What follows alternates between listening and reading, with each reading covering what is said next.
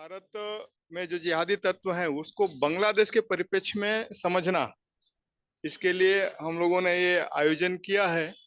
Online एक व्याख्यान series, ये 5 दिवस तक चलेगा, आज से लेकर 22 तारीख तक। इसमें हमारे वक्ता के रूप में, प्रथम वक्ता के रूप में आज प्रोफेसर सुधीर कुमार जी हैं। आप पंजाब विश्वविद्यालय चंडीगढ़ में प्रोफेसर अंग्रेजी के थे। आप अनेक पुस्तकों के और रिसर्च पेपर के लेखक हैं। आपके अंतर्गत मार्गदर्शन में अनेक विद्वानों ने, रिसर्च स्कॉलर ने अपना रिसर्च पूरा किया है। आपका अध्ययन हिंदुत्व को लेके, सावरकर के हिंदुत्व को लेके और अन्य जो सनातन धर्म से जुड़े हुए तत्व हैं उनको लेकर है। आज हम लोगों का सौभाग्य है कि डॉक्टर सुधीर कुमार जी का हम लोगों को मार्गदर्शन मिलेगा। मैं बिना आप कोई समय लिए हुए डॉक्टर साहब से निवेदन करता हूं कि वो अपना उद्बोधन हम सबको प्रदान करने की कृपा करें। डॉक्टर सुधीर कुमार जी।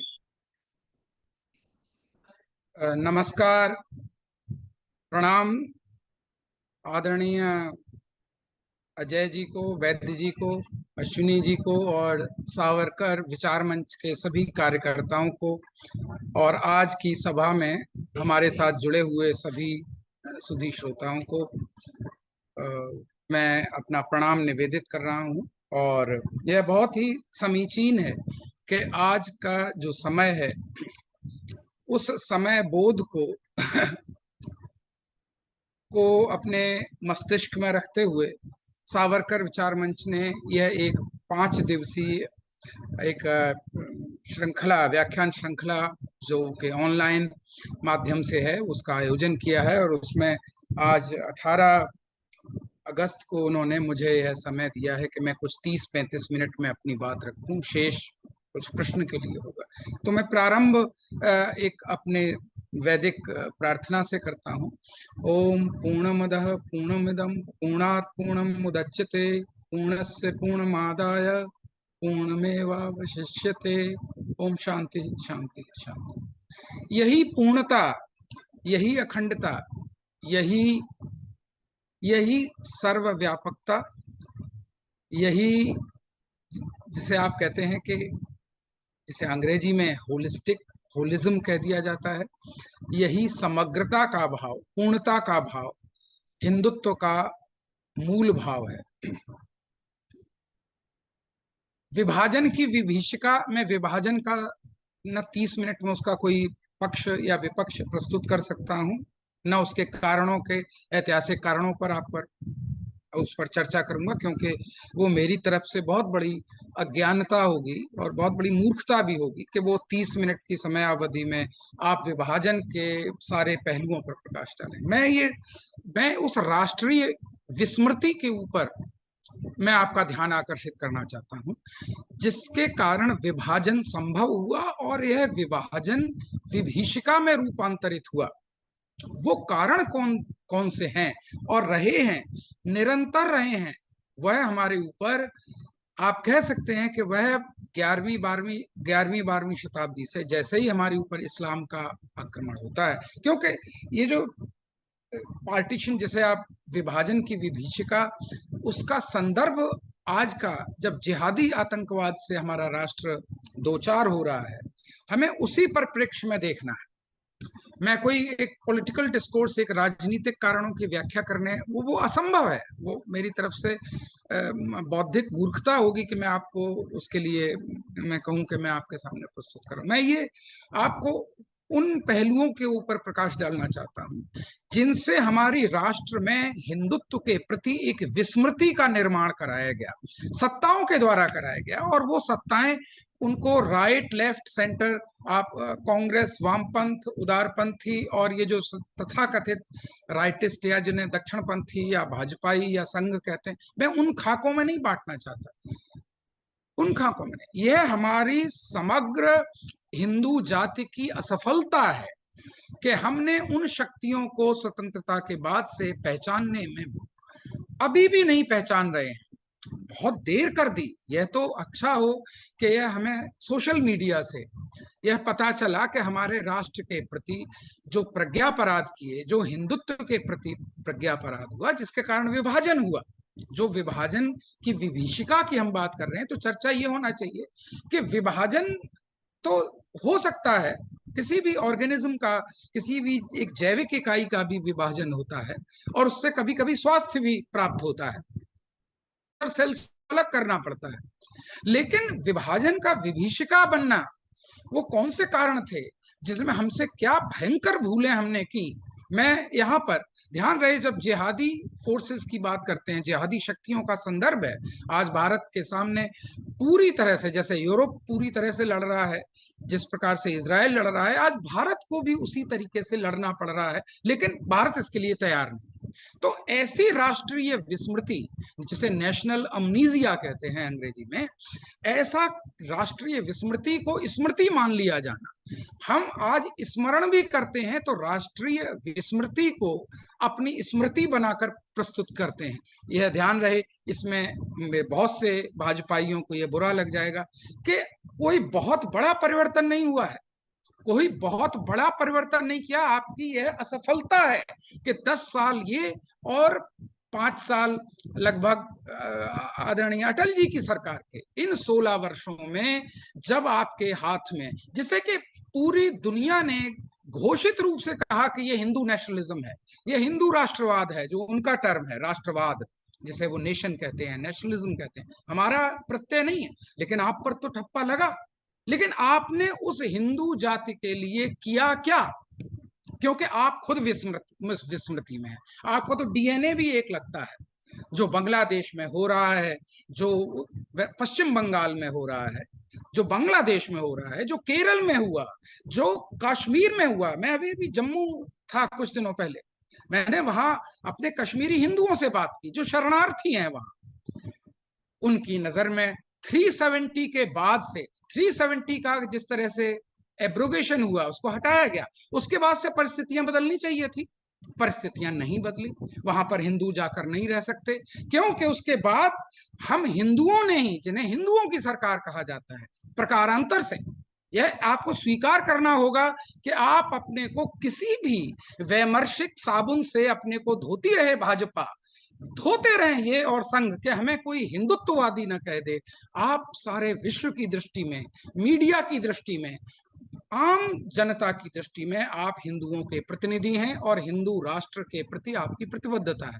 यह इसको इस एक ऐसे वैमर्शिक प्रत्यय को, जिस पर के आप एक हिंदुत्व की और विभाजन एक विभीषिका न बन जाए और जिहादी ताकतों से एक हिंदू संगठन खड़ा हो, जिससे कि हमें उसका मुकाबला करना होगा, उसकी स्मृति का निर्माण करना, उसकी चेतना का निर्माण करना, इन सारे फ्रंट्स पर, इन सारे मुद्दों को लेकर हमारी, मैं उस कांग्रेस और लेफ्ट को कोई मैं विरोध नहीं करना चाहता, उसका समय भी नहीं है। मैं जिहादी ताकतों की भी बहुत प्रशंसा करता हूं, ध्यान रहे, जिहादी ताकतें अपनी जिहाद की कंसेप्ट, आप जरा जिहाद की कंसेप्ट की पुस्तकें देखिए, Islamic jihad, a legacy of forced conversion, imperialism and slavery by M.A. Khan, है ना।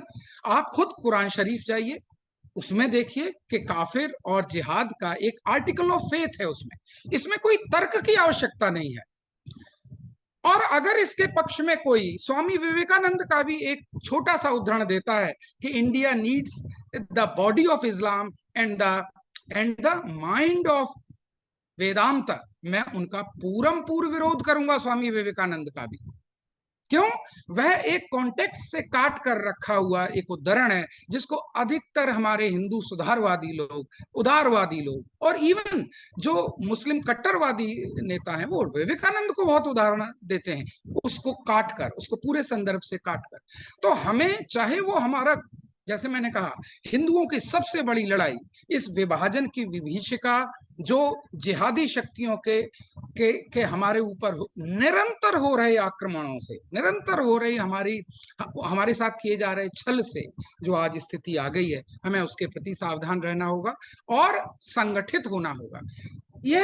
यह बात तो हमने गलतियां क्या की, भयंकर गलती ये की कि हमने अपनी शिक्षा और संस्कृति के क्षेत्र में एक धर्मनिरपेक्ष होते हुए हमने उस प्रकार की टेक्स्ट बुक्स बनाई, विमर्श बनाई, जो ना दामोदर सावरकर जी ने संकल्पना की थी, ना जिसकी बाबा साहब अंबेडकर ने संकल्पना की थी। आप अगर विभाजन की विभीषिका देखने का सबसे बड़ा विमर्श देखना चाहते हैं तो वो बाबा साहब अंबेडकर की पुस्तक थॉट्स ऑन पाकिस्तान में है, 1940 में प्रकाशित उस पुस्तक में। ध्यान रहे, ऐसा बेबाक विश्लेषण गांधी की उस अहिंसावाद का, गांधी के उस खलीफत आंदोलन में उनका साथ देने का, ध्यान रहे गांधी जी ने यहां तक वो गए कि 1921 में यंग इंडिया में एक आर्टिकल लिखा और उन्होंने कहा कि मैं अफगानिस्तान के अमीर को भी आमंत्रित करता हूं खलीफात के लिए, जिहाद के लिए। खलीफात इज ए जिहादी ओरिएंटेड इस्लामिक रूल, जिसको कि मोपला विद्रोह में सबसे पहले उन्होंने मुदालियर ने जब उसको क्रियान्वित किया, वह कोई हिंदू मुस्लिम लड़ाई नहीं थी, वह कोई दंगा नहीं था, वह उसी सुनियोजित, जो एक सुनियोजित, और उसके उदाहरण मिलते हैं, वह एक सुनियोजित, जिसे कहते हैं ना योजना, एक ऐसी इस्लामी योजना जिसका के मैं फिर कहता हूं, मैं प्रशंसा करता हूं कि उस जिहादी इस्लाम के उन फॉलोअर्स का, क्योंकि इस्लाम मूलतः है ही जिहादी। वसीम रिजवी का आपने अपमान किया, जिसने कि उसको, आपने वसीम रिजवी के साथ क्या सुलूक किया? आपने से मेरा मतलब साफ भाजपा से, आपसे मेरा मतलब साफ आरएसएस से, जिन्होंने हिंदुओं के संगठन का ठेका ले रखा है ना। हिंदुओं में आत्मविस्मृति, सीताराम गोयल जी का विमर्श याद करिए, उसका पूरे अपराध अगर कोई अपराध, कांग्रेस और लेफ्ट तो है ही, लेकिन वो सफल हुए उस विस्मृति का निर्माण करने में। शिक्षा संस्कृति मंत्रालयों का जिस प्रकार से प्रयोग, जिसमें वामपंथी विचारधारा और जिहादी मानसिकता को पाठ्य पुस्तकों में जिस प्रकार से इंस्क्राइब किया गया, उसके लिए उनकी प्रशंसा होनी चाहिए, सुनियोजित ढंग से, बौद्धिक ढंग से। इसलिए पीढ़ी दर पीढ़ी, जब आज प्रधानमंत्री जी कहते हैं 140 करोड़ हिंदुस्तानियों का मैं प्रतिनिधित्व करता हूं, मैं उनका सेवादार हूं, उन्होंने कभी ये क्यों नहीं कहा कि 120 140 करोड़ में लगभग 100 करोड़ वह हिंदू जाति भी है? ऐसा कहने की हिम्मत नहीं है। ऐसा कहेंगे तो आपको फौरन ही जो मीडिया आपको लांछित करती ही रही है और करती ही रहेगी, और अगर ये सत्ता परिवर्तन हो जाता है तब तो आप देखना कि क्या हश्र होगा हमारे भाजपा के नेताओं का। यह उनकी उन शक्तियों का एक सुनियोजित षड्यंत्र है, ये उनकी टूल किट का हिस्सा है कि भारतीयों को निरंतर आत्मविस्मृति, है ना, के क्षेत्र में रखा जाए। अब दोषी कौन इस विभाजन के दोषी? तो आप देखिए, उन्होंने सबसे, आप कोई टेक्स्ट बुक पढ़िए पॉलिटिकल साइंस की, एनसीईआरटी जो अनिवार्य रूप से पढ़ी जाती है बच्चों के द्वारा, आप बड़े बड़े जर्नल्स के, ईपीडब्ल्यू जैसे जर्नल्स के हिंदू के आर्टिकल्स देखिए, उनमें आपको क्या मिलता है? उनमें लिखता है कि भाई द्विराष्ट्रवाद मतलब विभाजन का सबसे बड़ा दोषी विनायक दामोदर सावरकर है। ये आज सावरकर जी का मंच है तो मैं कुछ बातें आपको बताना चाहता हूँ। इससे बड़ा लांछन, जैसे सावरकर जी का जो पिटीशंस उन्होंने दिए थे, मर्सी पिटीशंस दिए थे, उनको यह कह दिया कि ये कैसा राष्ट्र प्रेमी है जो मर्सी पिटीशंस दाखिल कर रहा है ना। वो एक प्रकार से उससे बड़ी वितंडा नहीं हो सकती है, ये जानते हुए कि सावरकर जी का अब उनका उद्देश्य क्या था, है? उसी प्रकार से सावरकर जी पर दुराष्ट्रवाद का, मित्रों 1887 में आपके ही नगर लखनऊ में सर सैयद अहमद खां की जो उद्बोधन है, 1887, मैं आपको डेट भी बता रहा हूं, आप जरा उसे नेट पे सर्च कीजिए। 28 सितंबर 1887 का लखनऊ का उद्बोधन सर सैयद अहमद का, और उसके बाद मेरठ में 26 मार्च 1888 का सर सैयद अहमद का उद्बोधन, जिसमें के विस्तृत ब्यौरा दिया गया है कि इस्लामिक नेशनलिज्म और इस्लामिक नेशन ही हमें बनाना है इस भारत को। ये जो हमारा है ना, हिंदी है हम, वतन है हिंदुस्तान हमारा, ये हमारा ये ऐसा सर्वनाम है कि इस हमारा की आपको विश्लेषण करना पड़ेगा। कुछ बात है कि हस्ती मिटती नहीं हमारी, सदियों रहा है दुश्मन दौरे जमा हमारा, हमारा का विश्लेषण होने ही नहीं दिया गया।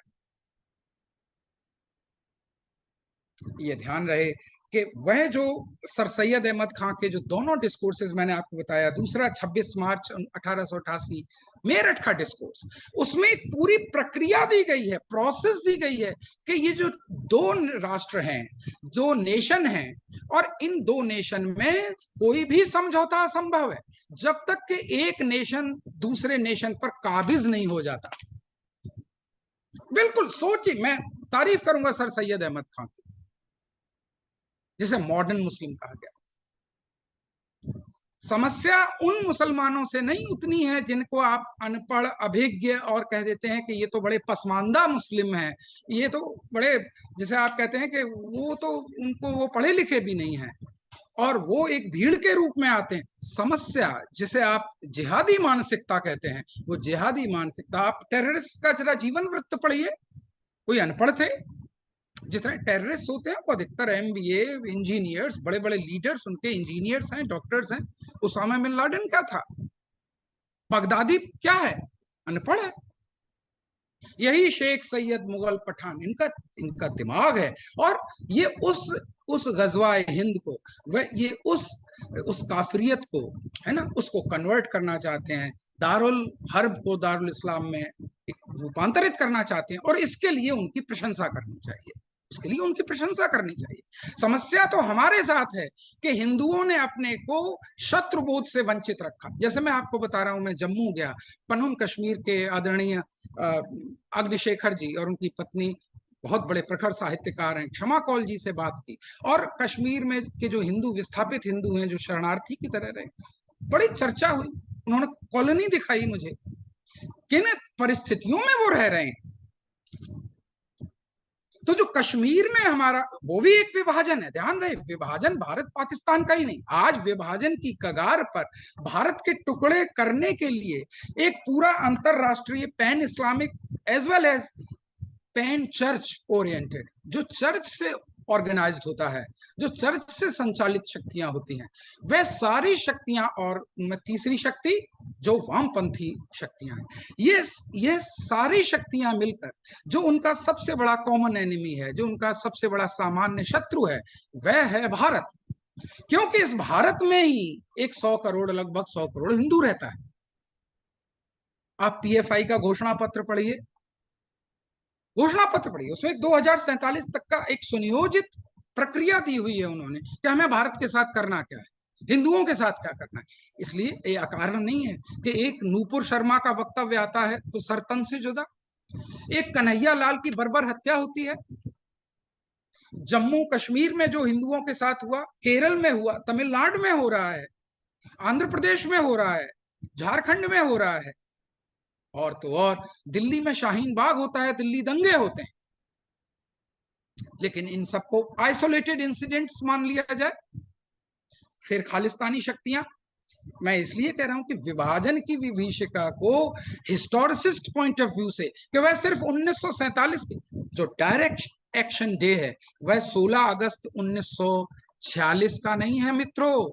डायरेक्ट एक्शन डे का मतलब यह है हियर एंड नाउ, आज यहीं, अभी के अभी वह डायरेक्ट एक्शन डे की घोषणा हो सकती है। क्योंकि अब कौन गोपाल पाटा आएगा जो हमें बचाएगा? मुझे नहीं लगता कि कोई गोपाल पाटा आने वाला है। जो पहले 5 दिनों में हिंदुओं का जो नरसंहार हुआ, जो हिंदू का जाति संहार अभी जारी है, सांस्कृतिक जाति संहार तो जारी है हमारी शिक्षा मंत्रालयों की वजह से। स्वतंत्र भारत के शिक्षा मंत्रालयों ने बहुत सुनियोजित प्रकार से हिंदुओं का सांस्कृतिक जाति संहार किया, क्योंकि विस्मृति फैलाई, गंगा जमनी तहजीब फैलाई।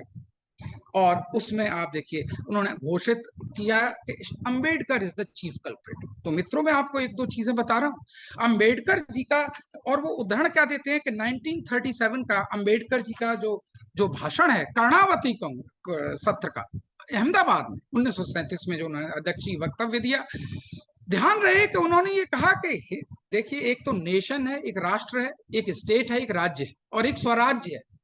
इनकी पूरी अगर आप संकल्पना देखना चाहते हैं, विस्तार में मैं नहीं जाऊंगा, तो आप 2 एड्रेसेस, हिंदुत्व तो पढ़िए ही, उसके बिना आप नहीं समझ पाएंगे कि भारत के साथ सबसे बड़ा क्रूर मजाक, जो बर्बरता, जो हिंदू जिन सरकारों में हिंदू ही थे बहुलता से, उस बहुसंख्यक हिंदू समाज ने ही कितनी भयंकर गलतियां की, उसके नेतृत्व ने कितनी भयंकर गलतियां की। तो उसमें वो कहते हैं, आप जरा पढ़िए उसको, 37 में कहा कि उन्होंने कहा कि हिंदू और मुस्लिम दो अलग अलग राष्ट्र हैं। उन्होंने बिल्कुल इसके विपरीत बात कही। उन्होंने ये कहा कि जो राष्ट्र है, हिंदू राष्ट्र, जिसे उन्होंने कहा कि हिंदुत्व केंद्रित राष्ट्र है, वह अंग्रेजी नेशन का पर्याय नहीं है। और उन्होंने कहा कि जो राज्य बनेगा वह राज्य वह संप्रदाय निरपेक्ष होगा। ध्यान रहे, राष्ट्र हिंदू होगा, राष्ट्र, नॉट नेशन। वो तो अंग्रेजी में व्यवस्था है आपको उसे ट्रांसलेट करने की, नेशन की। और नेशन के जो, जिसे आप कहते हैं घटक, जिसे कहते हैं एलिमेंट्स कहते हैं, कॉन्स्टिट्यूएंट एलिमेंट्स कहते हैं, वो एक पश्चिमी बड़ा रिसेंटली 18वीं शताब्दी की संकल्पना है। राष्ट्र की संकल्पना आपकी वैदिक संकल्पना है, मैं और नहीं जाना चाहता। अगर यूरोपियन नेशन और यूरोपियन नेशनलिज्म से आपको भारत का राष्ट्र और राष्ट्र प्रेम समझना है तो आप भयंकर गलती कर रहे हैं। सावरकर जी ने हमें सावधान किया कि मैं आपको उस भारत के उस राष्ट्र तत्व की ओर इशारा करना चाह रहा हूं कि भारत में हिंदू राष्ट्र कैसा होगा। तो 1937 में उन्होंने कहा कि आप जरा वो पढ़िए उस उद्बोधन को। उन्होंने कहा कि किसी भी संप्रदाय, पंथ, किसी भी जिसे आप धर्म कह देते हैं, किसी भी पंथ, चाहे वो मुस्लिम ही क्यों ना हो, चाहे बौद्ध हो, जैन हो, सिख हो, और उन्होंने कहा बौद्ध, जैन, सिख, यह सब हमारे ही सनातन धर्म के अंग हैं। हमें सिर्फ समस्या ये है कि जो हमारा इस्लाम है, उसका भारत कभी भी वह मानने को तैयार नहीं है कि यह हमारा पुण्य भूमि भी है। वो उसे फादरलैंड भी कह सकते हैं किन्हीं संदर्भों में, लेकिन वो उसे पुण्य भूमि नहीं कह सकते उसे, वो अपनी, और जब पुण्य भूमि नहीं कह सकते तो उनके साथ समस्या है। लेकिन इतना होते हुए भी उन्होंने कहा कि वह पूरी तरह से भारत का एक समान नागरिक होने का अधिकारी है। ध्यान रहे, उन्होंने कहा कि voting rights, property rights, educational rights, सारे प्रकार के अधिकार भारत के सभी नागरिकों को समान रूप से मिलेंगे। किसमें? भारत के राष्ट्र का जो राज्य होगा उसमें।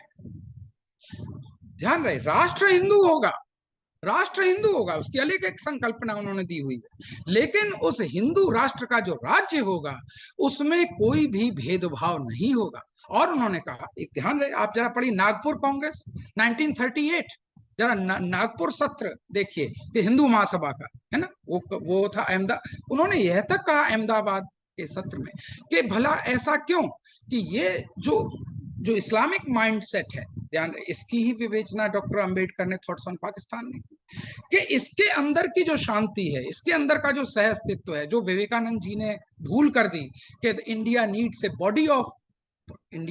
Body of Islam and the mind of Vedanta. अरे वो जो बॉडी ऑफ इस्लाम है वह साक्षात जब दर्शन में आएगी, क्योंकि साक्षात्कार तो बॉडी का होता है, आत्म साक्षात्कार कितने लोग कर लेते हैं बताइए जरा। अरे भाई, आप लोगों ने किसी ने आत्म साक्षात्कार किया है?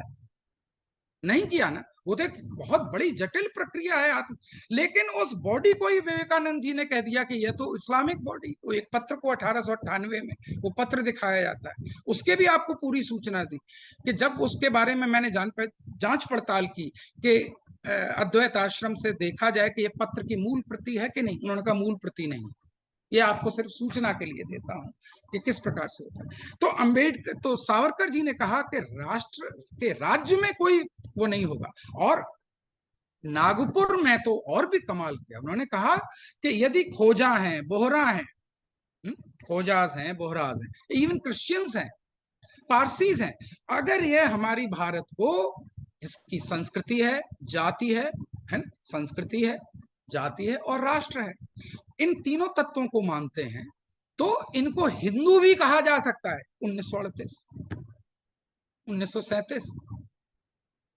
और फिर कोलकाता में होती है अगली व्याख्यान उनकी हिंदू महासभा के अध्यक्षीय पद से।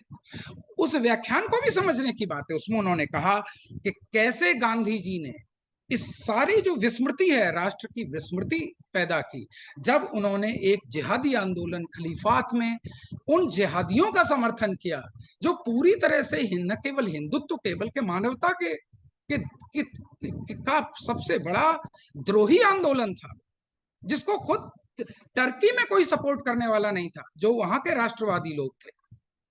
कमाल अतातुर्क, उन्होंने तो अरेबिक लैंग्वेज को भी हटा दिया था, उन्होंने रोमन स्क्रिप्ट बनाई उसके लिए टर्की में, उन्होंने तो अरेबिक स्क्रिप्ट भी हटा दी थी अपने यहाँ, और उन्होंने उखाड़ फेंका उन जिहादियों को टर्की से। लेकिन सबसे बड़े खलीफा तो खुद गांधी बन गए थे बिना बुलाए हुए, और गांधी जी ने यहां तक कह डाला 1921 में, जो मैंने आपको बताया 4/5/1921 के यंग इंडिया के अपने उस लेख में, कि मैं आह्वान करता हूं अमीर, अफगानिस्तान के अमीर का, कि वो आए भारत पर आक्रमण करें, भारत को विजित करें, और तब भारत एक राष्ट्र के रूप में खड़ा होगा, और तब ये हिंदू मुस्लिम समस्या खत्म हो जाएगी। ध्यान रहे, अली ब्रदर्स उनके सबसे बड़े लेफ्टिनेंट्स थे, मौलाना आजाद भी थे उसी टाइम। मौलाना आजाद ने ये इसकी, और आप पीछे जाइए, मुस्लिम लीग का रोल अगर आप देखें तो जो पश्चिम, जहां आज बांग्लादेश से जो आज उत्पीड़न हो रहा है हिंदुओं का, वह तब बांग्लादेश तो नहीं था, वह तब पूर्वी बंगाल था। आप उस 1905 से लेकर और 1910 तक का इतिहास पढ़िए श्री अरविंदो के माध्यम से। उस इतिहास को ना भाजपा ने पढ़ा और ना जिसको हमें पढ़ाया गया सावरकर जी के माध्यम से। उसमें यह कहा कि उन हिंदुओं के साथ जो भयंकर बलात्कार हो रहा था, उनको त्रासदी दी जा रही थी, उसको बंधक बना के रखा जाए। जैसे 1947 में जिन्ना ने कहा कि जो पाकिस्तान में रह गए हिंदूज हैं वो बंधक रहेंगे इस बात के कि हमारे अल्पसंख्यक जो भाई मुस्लिम वहां से जानबूझकर नहीं यहाँ आए, उनके साथ कोई दुर्व्यवहार होता है तो हम वही व्यवहार कहाँ करेंगे, पूर्वी पाकिस्तान में भी करेंगे और पश्चिमी पाकिस्तान में भी करेंगे। ये ध्यान रहे बहुत, और ये हिस्टोरिकली डॉक्यूमेंटेड है, इसका कोई अनुमान लगाने की आवश्यकता नहीं है। और ऐसा ही हुआ, ऐसा ही हुआ।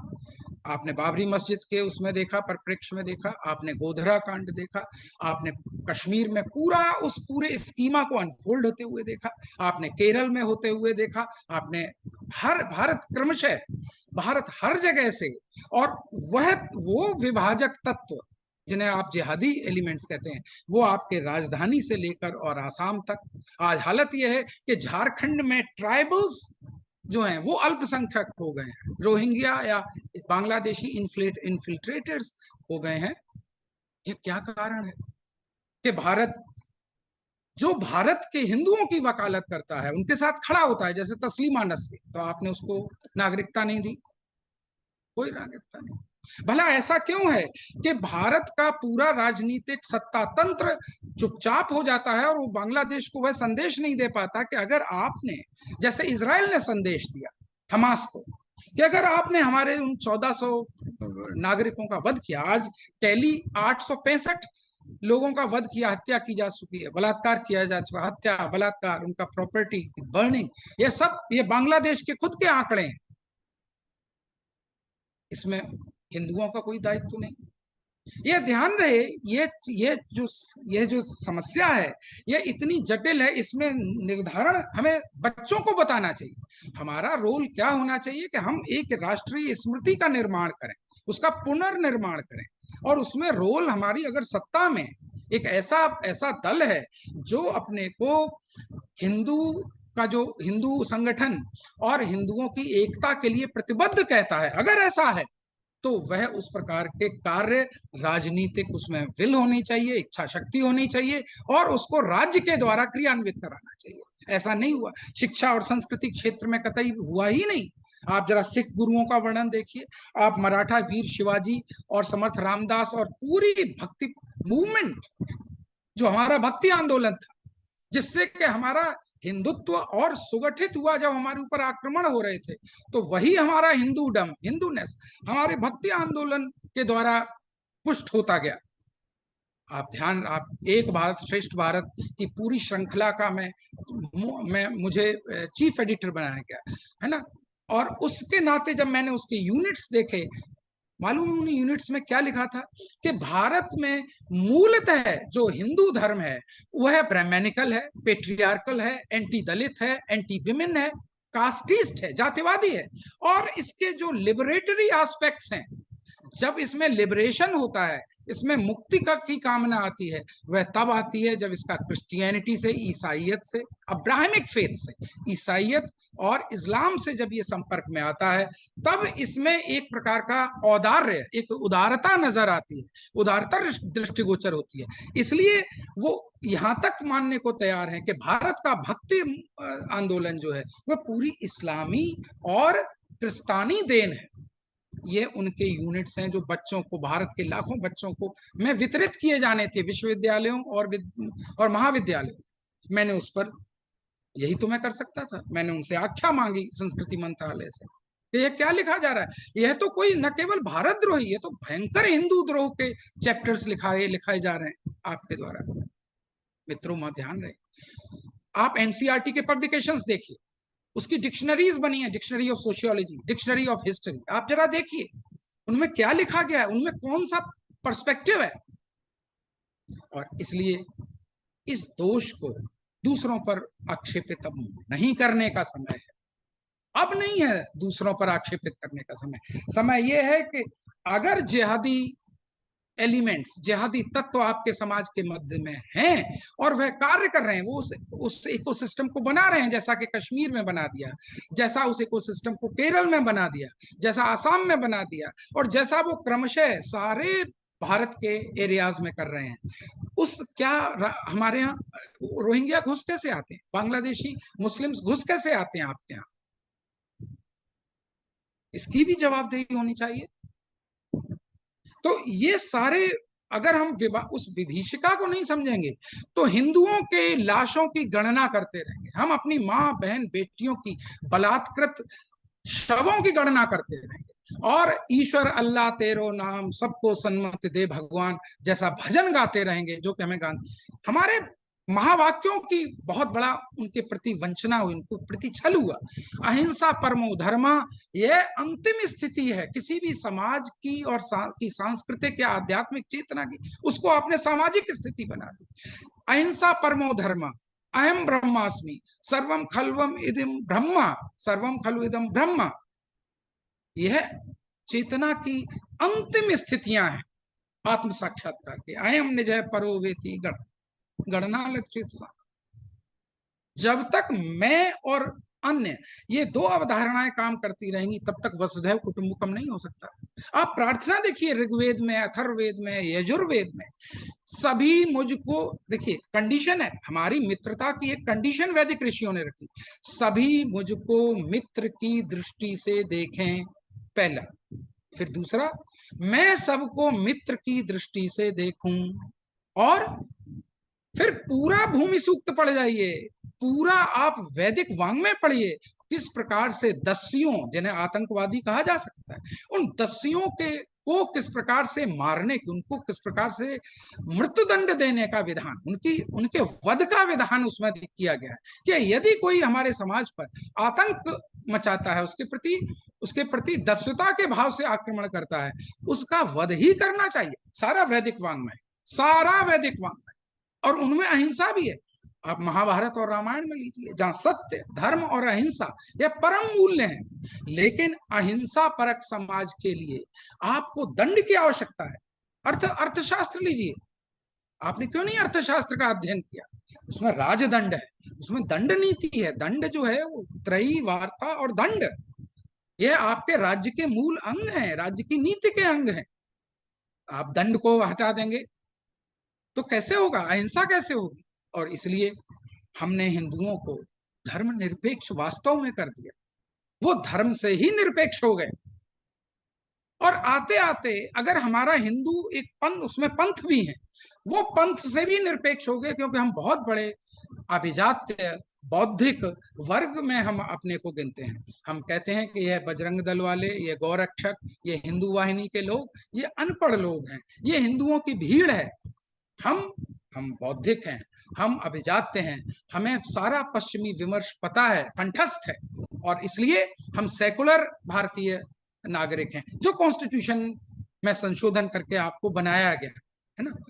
बनाने वाले तो जिस राष्ट्र के जो नेता थे उन्होंने शिक्षा की नीति से, उन्होंने अपनी सांस्कृतिक नीतियों से, उन्होंने अपनी राजनीतिक नीतियों से, उन्होंने उस सारे राष्ट्र के मानस को ही रूपांतरित करने का पूरा प्रयत्न किया